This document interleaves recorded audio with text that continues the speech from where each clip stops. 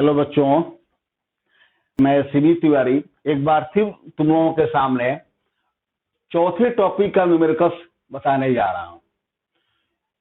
Electric field electrostatics का एक बहुत ही इंपॉर्टेंट टॉपिक है। इसको हम लोग पढ़े भी हैं और यहाँ पे एक बार फिर से इसका डेफिनेशन, इसका फॉर्मूला और न्यूमेरिकल्स इसको बता दे रहे हैं।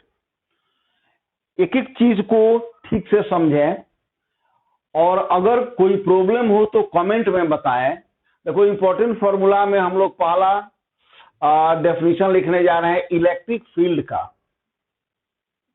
इलेक्ट्रिक फील्ड, इसकी परिभाषा लिखने जा रहे हैं।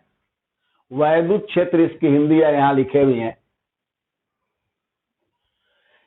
इसको इस तरह से समझ लें कि फील्ड या क्षेत्र एक विशेष स्थान है जहां तक किसी प्रभाव का अनुभव किया जा सकता है। क्षेत्र या फील्ड एक विशेष स्थान है जहां तक किसी विशेष प्रभाव का अनुभव किया जा सकता है।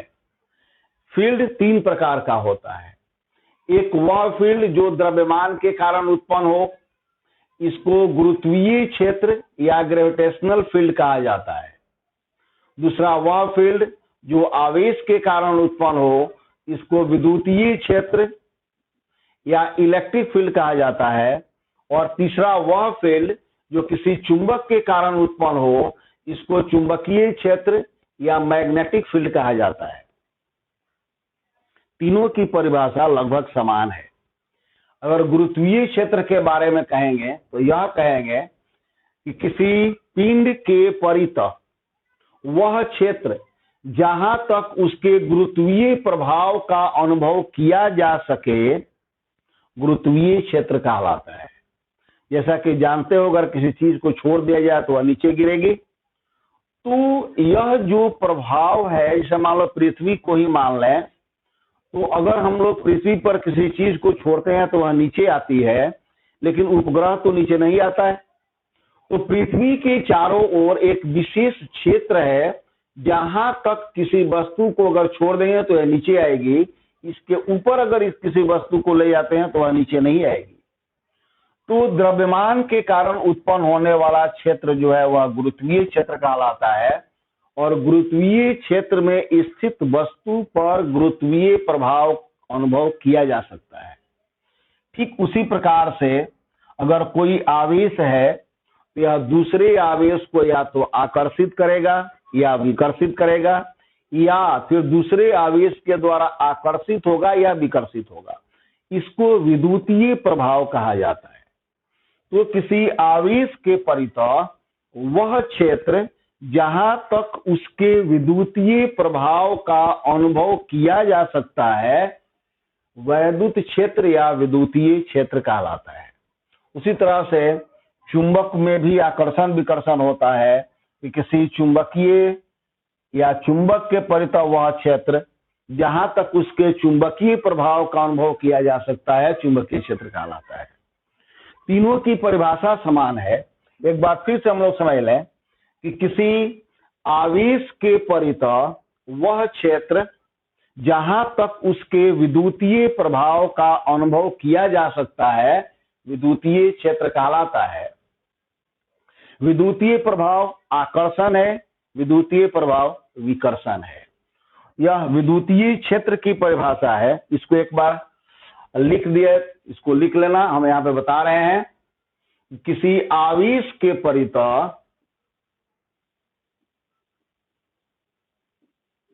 किसी आवेश के परितः वह क्षेत्र जहां तक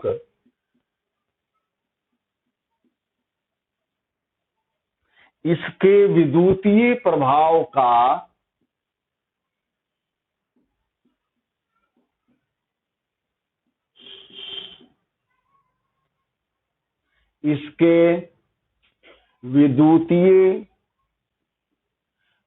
प्रभाव का अनुभव किया जा सकता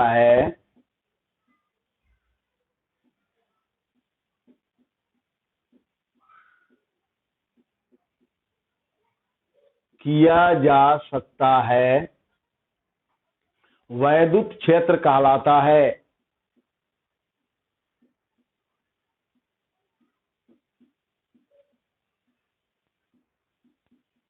वैद्युत क्षेत्र कहलाता है।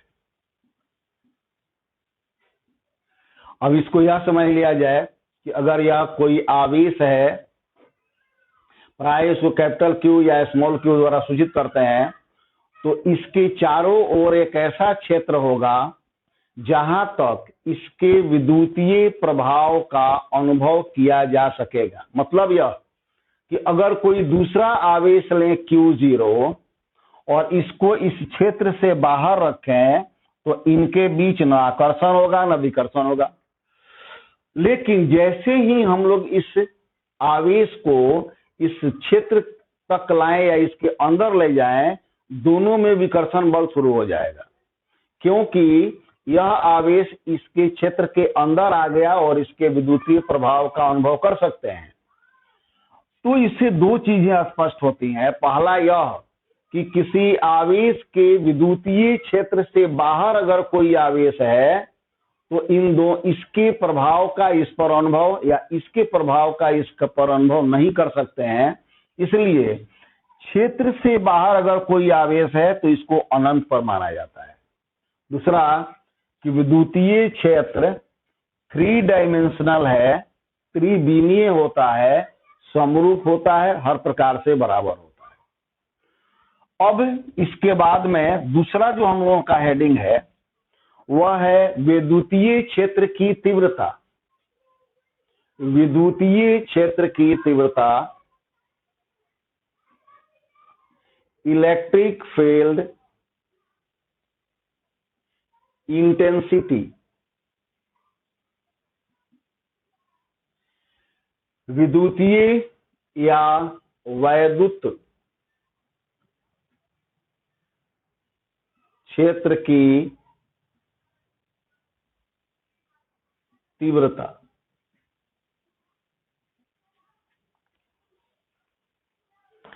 इसके संबंध में यह समझ लें कि वैद्युत क्षेत्र की तीव्रता को वैद्युत क्षेत्र की प्रबलता भी कहा जाता है या इसको सिर्फ वैद्युत क्षेत्र भी कहा जाता है। टेक्स्ट बुक में सिर्फ वैद्युत क्षेत्र शब्द है, तीव्रता शब्द इग्नोर है या इसको अंडरस्टूड है, मान लिया जाता है कि वैद्युत क्षेत्र का मतलब कि वैद्युत क्षेत्र की तीव्रता है। लेकिन दोनों अलग अलग चीज हैं। जैसा कि यहाँ देख सकते हो, वैद्युत क्षेत्र एक रीजन है, एक स्पेस है, जबकि वैद्युत क्षेत्र की तीव्रता यह बताता है कि वैद्युत क्षेत्र शक्तिशाली है या कमजोर है, स्ट्रॉन्ग है या वीक है। अब एक बार फिर से समझ लें कि अगर यह कोई आवेश Q है और इसका यह वैद्युत क्षेत्र है, अब कोई अन्य आवेश है, इसको हम लोग टेस्ट चार्ज भी कह सकते हैं, बाहर है, तो इनके बीच कोई बल नहीं लगेगा। लेकिन जैसे ही इस आवेश को हम लोग इस पॉइंट पर ले आते हैं, दोनों के बीच विकर्षण का बल लगना शुरू हो जाएगा। तो अगर अधिक बल लगे तो वैद्युत क्षेत्र स्ट्रॉन्ग है, कम बल लगे तो वैद्युत क्षेत्र कमजोर है। तो यह जो मेजरमेंट है स्ट्रॉन्ग या वीक का, यह वैद्युत क्षेत्र की तीव्रता है। इसको वैद्युत क्षेत्र की प्रबलता भी कहा जाता है और सिर्फ वैद्युत क्षेत्र भी कहा जाता है। तो हम लोग वैद्युत क्षेत्र की तीव्रता के लिए सिर्फ वैद्युत क्षेत्र शब्द का प्रयोग करेंगे और जो परिभाषा है उसके अनुसार यह समझ लिया जाए कि वह आवेश जो वैद्युत क्षेत्र उत्पन्न करता है, जैसे यह कैपिटल Q, इसको सोर्स चार्ज कहते हैं। जो आवेश वैद्युत क्षेत्र उत्पन्न करता है उसको सोर्स चार्ज कहते हैं और कैपिटल Q द्वारा सूचित करते हैं। और वह आवेश जो टेस्ट करता है कि वैद्युत क्षेत्र कितना स्ट्रॉन्ग या कितना वीक है, इसको टेस्ट चार्ज कहते हैं, इसको टेस्ट चार्ज कहते हैं, या परीक्षण आवेश इसकी हिंदी है। तो हम लोग यह कहते हैं कि किसी आवेश Q द्वारा किसी बिंदु पर उत्पन्न वैद्युत क्षेत्र वह विद्युतीय बल है जिसे कोई परीक्षण आवेश उस बिंदु पर रखे जाने पर अनुभव करता है। अब मान लिया जाए कि यह कैपिटल Q के या सोर्स चार्ज के कारण वैद्युत क्षेत्र उत्पन्न हुआ। हम लोग यह टेस्ट करना चाहते हैं कि यहाँ पर P बिंदु पर वैद्युत क्षेत्र कितना है, तो इस परीक्षण आवेश को हम लोग P बिंदु पर रखेंगे। अब अगर इस परीक्षण आवेश को P बिंदु पर रखे तो इस परीक्षण आवेश पर जितना बल लगेगा उसको, उस बल के परिमाण को हम लोग वैद्युत क्षेत्र की तीव्रता कहेंगे। एक बार फिर से समझ लें कि किसी आवेश Q द्वारा किसी बिंदु पर उत्पन्न वैद्युत क्षेत्र वह बल है जिसे कोई इकाई परीक्षण आवेश या इकाई धन आवेश उस बिंदु पर रखे जाने पर अनुभव करता है, और वैद्युत क्षेत्र की को हम लोग E द्वारा सूचित करते हैं। इसको हम लोग पढ़े भी हैं, एक बार फिर से बता देते हैं। किसी आवेश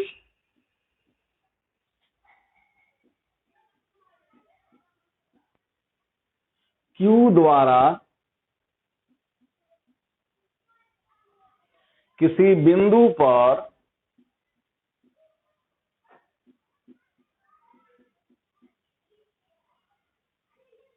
उत्पन्न वैद्युत क्षेत्र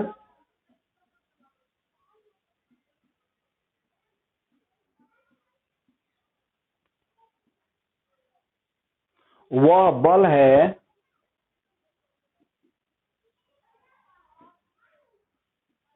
जिसे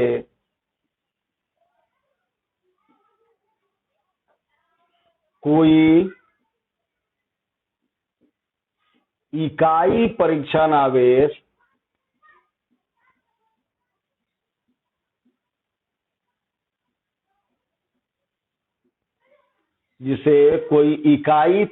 आवेश उस बिंदु पर रखे जाने पर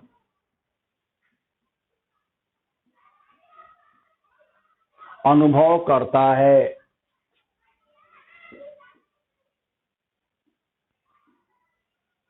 अनुभव करता है।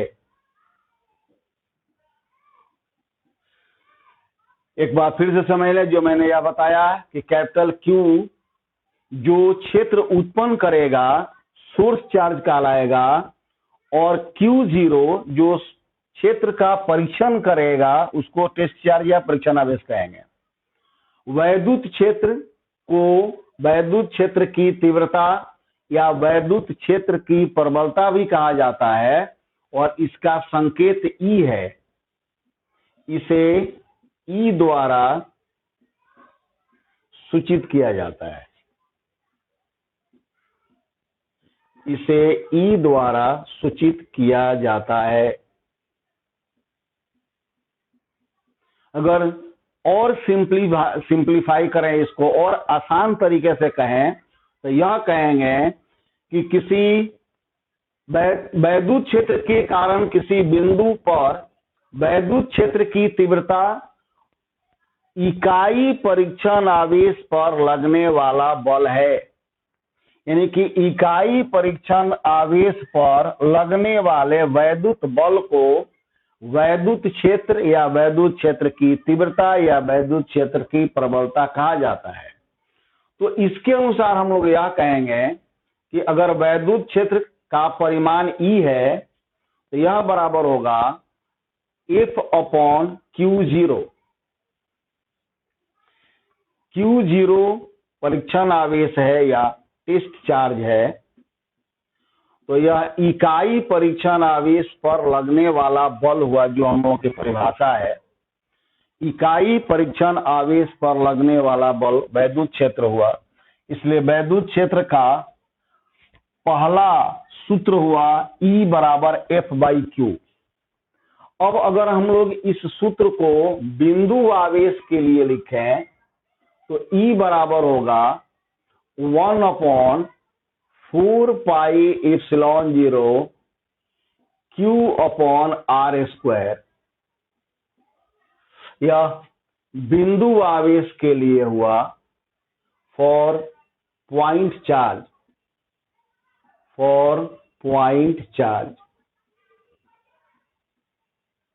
और यह फॉर यूनिट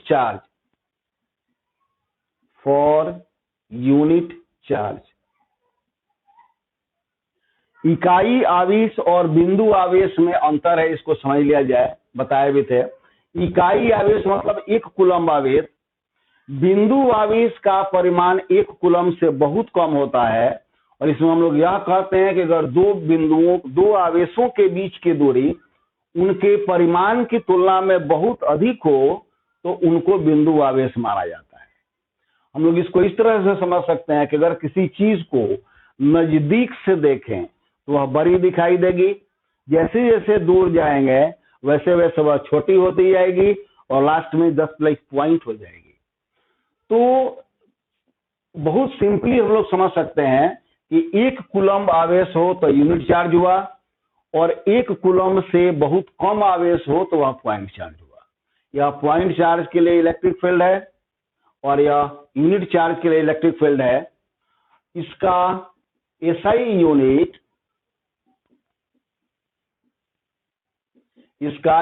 यूनिट न्यूटन पर कूलम होता है, F/Q। आगे हम लोग पढ़ेंगे कि इसका एक और मात्रक वोल्ट पर मीटर भी है, और इसका डायमेंशंस विमीय सूत्र अगर निकालना है, डायमेंशंस विमीय सूत्र, तो E बराबर होगा बल का विमीय सूत्र mL/T⁻², आवेश के लिए AT, तो यह mL/T⁻³ A⁻⁻1 होगा।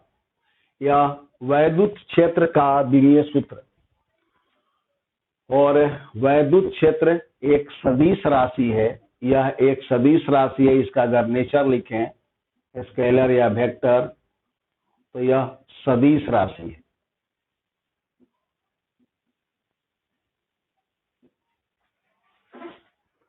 अब इसके बाद हम लोग यह समझ लें कि अगर कोई यहाँ आवेश है तो इससे r दूरी पर अगर कोई पॉइंट P हुआ तो यहाँ पर तो हम लोग वैद्युत क्षेत्र निकाल लेंगे इस सूत्र से। लेकिन अगर पॉइंट P पर कई आवेश हों, जैसे यहाँ Q1 हुआ, यहाँ Q2 हुआ, यहाँ Q3 हुआ, मान लो कि यहाँ Q4 है, तो अब इस P बिंदु पर सभी आवेशों के कारण कुल वैद्युत क्षेत्र कितना होगा, इसको भी हम लोग पढ़ेंगे और इस पर न्यूमेरिकल भी बनाएंगे।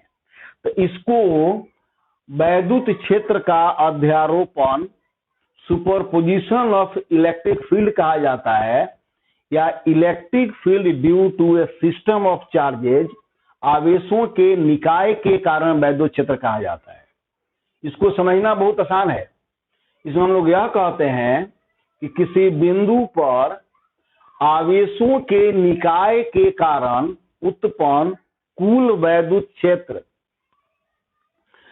सभी आवेशों के कारण अलग अलग उत्पन्न वैद्युत क्षेत्रों के सदिश योग के बराबर होता है। तो अगर Q1 के कारण P बिंदु पर वैद्युत क्षेत्र E1 हो, Q2 के कारण E2 हो, और इसके कारण E3 हो, इसके कारण E4 हो, तो टोटल वैद्युत क्षेत्र निकालने के लिए जोड़ेंगे और इसको सदिश के रूप में जोड़ेंगे। सदिश के रूप में बनाने के लिए क्या करेंगे, तो इकाई सदिश से गुना कर देंगे। तो यह हम लोगों का तीसरा पॉइंट होगा डेफिनेशन का। डेफिनेशन का यह तीसरा पॉइंट होगा। Electric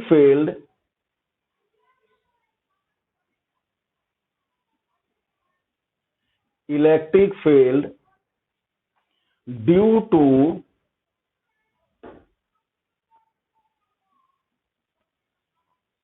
a system of charges,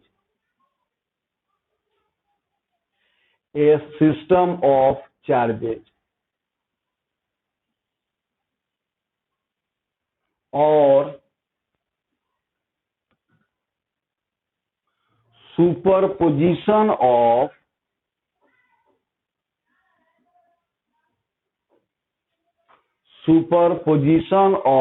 electric field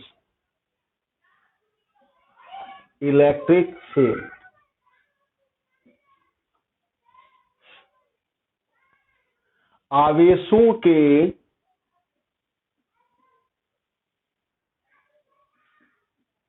निकाय के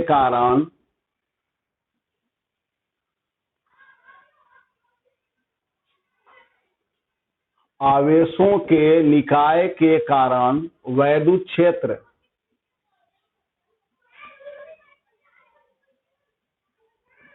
या वैद्युत क्षेत्र का अध्यारोपण।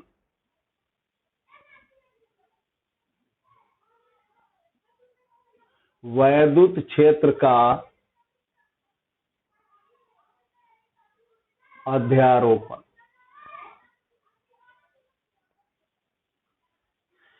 इसको एक बार फिर से समझ लिया जाए। हम लोग यह कहेंगे कि आवेशों के किसी निकाय के कारण किसी बिंदु पर कुल वैद्युत क्षेत्र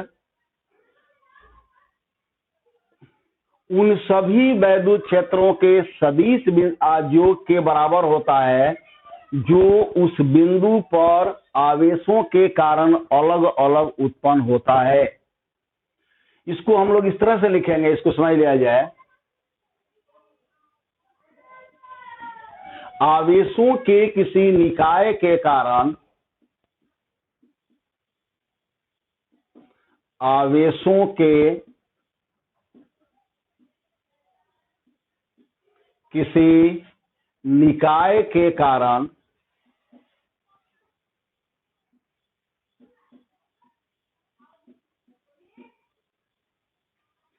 किसी बिंदु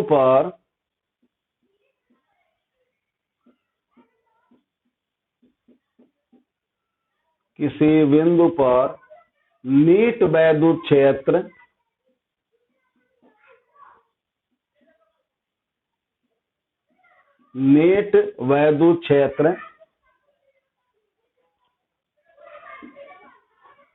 उस बिंदु पर आवेशों के कारण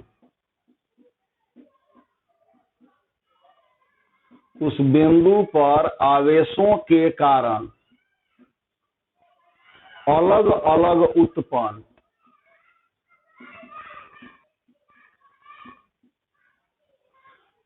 अलग उत्पन्न वैद्युत क्षेत्रों के सदिश योग के बराबर होता है।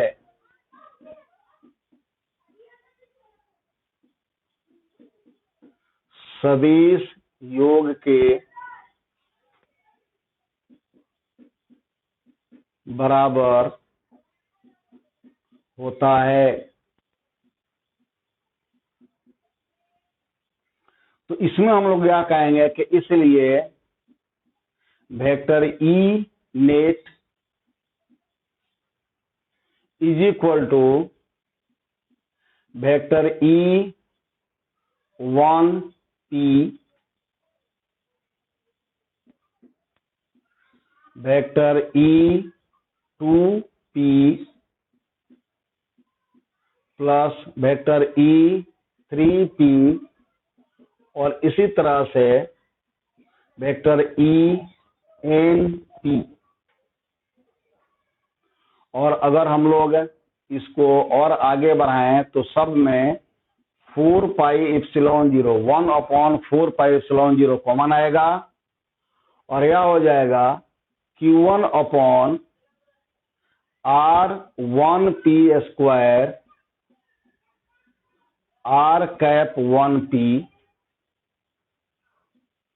Q2/R2P² R cap 2P Q3/R3P²